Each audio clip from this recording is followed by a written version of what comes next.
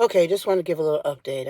I'm still sleeping in my car. The problem with me sleeping in my car, though, it's no problem with me sleeping in my car. I don't mind sleeping in my car, really. But the problem with me sleeping in my car now is that it's stuck. I'm stuck in one spot.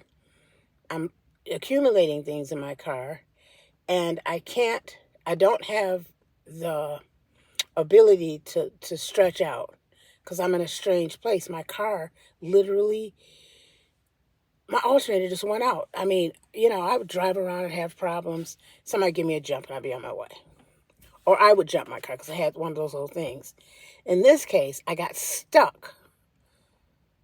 Got stuck because somebody tried to give me a jump and it just did not work. And I said, okay, I'll just earn enough, through working. And this is like a crisis within a crisis. And people don't recognize that people who are experiencing homelessness, who are unhoused, that's the first crisis. But when you have a crisis within a crisis, like your automobile, or you lose your license, um, or you don't get enough for propane, that's a crisis within a crisis. So we've got this overarching problem of homelessness, of course, of people living unhoused in the elements, which is a struggle beyond belief. It's a struggle beyond belief. But to have a crisis within that, people don't even recognize. People are on the streets and they're saying, I need help. Well, of course you need help. Everybody needs help. No, you need to recognize. That's why people need to start interacting with people who are experiencing homelessness. Don't ask me if the caseworkers take care of that. Are you serious? I mean, I just hear somebody saying, well, go to your caseworker, go to the shelter, go to. They miss appointments for your basic needs. That's some sort of dream, some sort of fantasy that all you have to do is go to the shelter and all your needs are met. None of your needs are met at the shelter. San Francisco recently recognized that the shelter system is it's really a defunct. For people who know, it's defunct. It is not a good system. So here I am. I think I'm a fairly intelligent person, explaining to people my problem, but they're just saying, "Oh, it's just another homeless problem. Oh, of course you sleep in your car. Of course you sleep in the woods. Those are the worst way to live." I mean, that is not the way to live humanely. But we make it our homes. We make some of the worst places our home. Amanda wrote about making it her home. And I didn't mean to plug the magazine. This is not my intent. But in that magazine, she talks about making the woods her home. Not just a place to, stay for 1 or 2 nights. She says, I am dry in the rain and warm in the cold. She made it her home. Talk about uh uh what do you call those women who are, mountaineers? Talking about a woman who can forage through.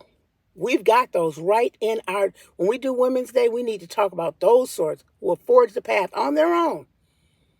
I probably could have set up a tent if I'd had the resources. I didn't have the resources. But these women are doing powerful things. And I know I'm all over the place. I know I'm all over the place. She had a crisis. She had an invasion of pests. So we need to recognize a crisis within a crisis. And I normally wouldn't be saying that in an effort to, but this is a crisis. And if you ever wanted to help me or anyone, you need to interact. I thank God for the people who interacted with me, who took the time to interact with me. One person interacted with me, one of my first contributors. He said, let's help. And he said, Liz. A lot of people, it's not Liz, it's Lit. Let's help Lit out, because they know me. They know the work that I've done.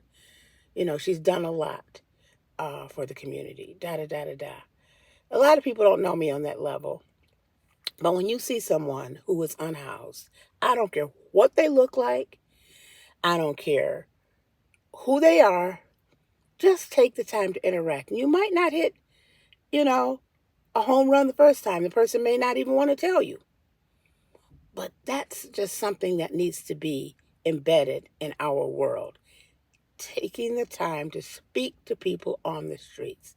because the government's not going to do it. They may offer us certain um, um, rights, which the Homeless Bill of Rights is coming right around the corner. But it's going to be the people. If you think that you can let somebody else solve this crisis, and you don't have to have hands on, a crisis means everybody's hands on deck. Everybody in some way needs to be involved. That means everybody in some way needs to have a hand in this. Remember World War II? This is a war, a different sort of war. All efforts, everything, food, everything went to the war effort. You saw with the pandemic, when you're in a crisis, everything, people were using alcohol for hand sanitizer. You know, things shift when people are in crisis, when things go back. We are in crisis right now. You can't afford to pass anyone in the street with your lackadaisical attitude. Or even an attitude like, this was me before I was homeless. I really plan to go back and help that person. I really plan. And way leads on to way, as Frost says. And we never get back. You can't afford that. This is a crisis. All right. I just want to talk to you today. I know I'm a little rambly. I just woke up in a spot that's very inconvenient. And I'm trying to get out of this spot. And I hope somebody will listen to me, connect, and help me get to a better place so that I can help others as well. This is Lit. Talk to you soon. Peace.